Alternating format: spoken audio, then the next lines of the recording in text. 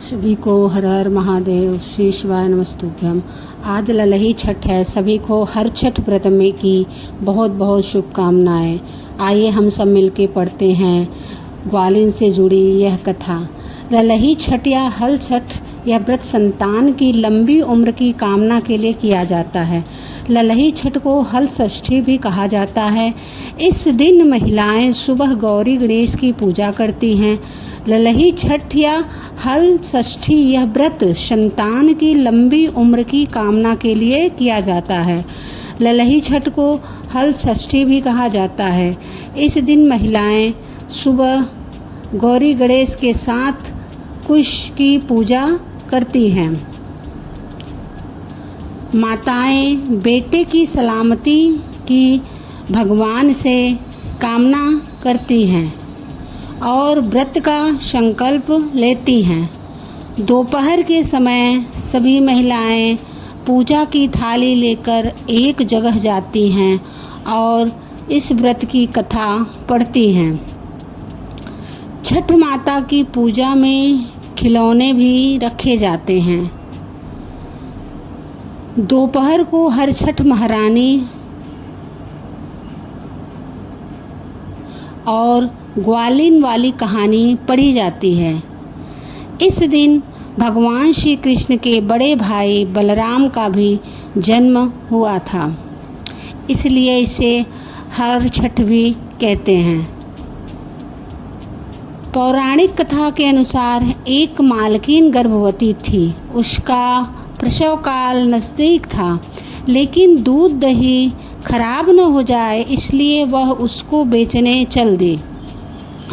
कुछ दूर पहुंचने पर ही उसे प्रसव पीड़ा हुई और उसने झरबेरी की ओट में एक बच्चे को जन्म दिया।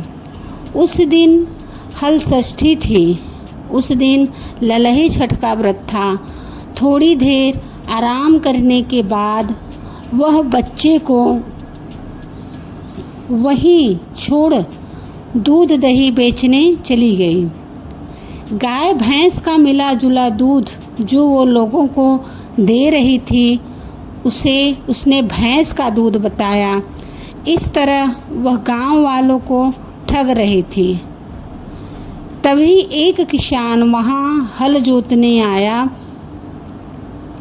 इस पाप के कारण झरबेरी के नीचे स्थित पड़े उसके बच्चे को किसान का हल लग गया।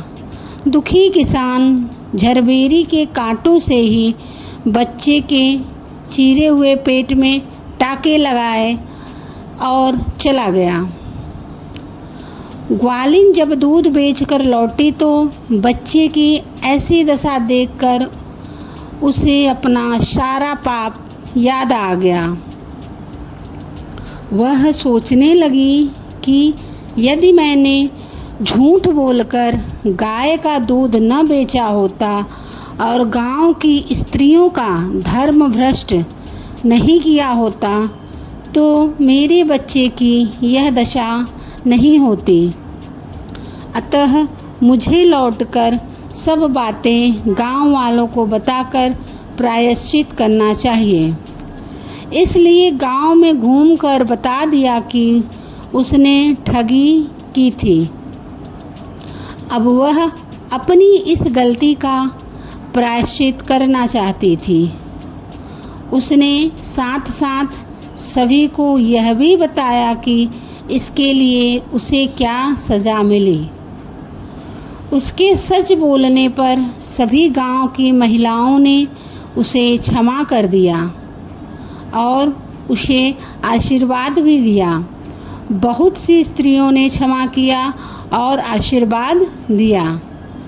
बहुत सी स्त्रियों द्वारा आशीर्वाद लेकर जब वह पुनः झरबेरी के नीचे पहुंची तो यह देखकर ग्वालिन आश्चर्यचकित रह गई कि वहां उसका पुत्र जीवित अवस्था में पड़ा है।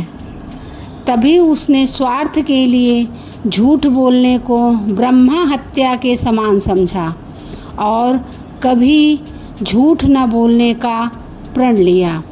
आप सभी को ललही छठ हर छठ की बहुत बहुत शुभकामनाएं। भगवान आप सबकी ललही माता आप सबकी इच्छा पूरी करें, आप सबको खुश रखें। हर हर महादेव।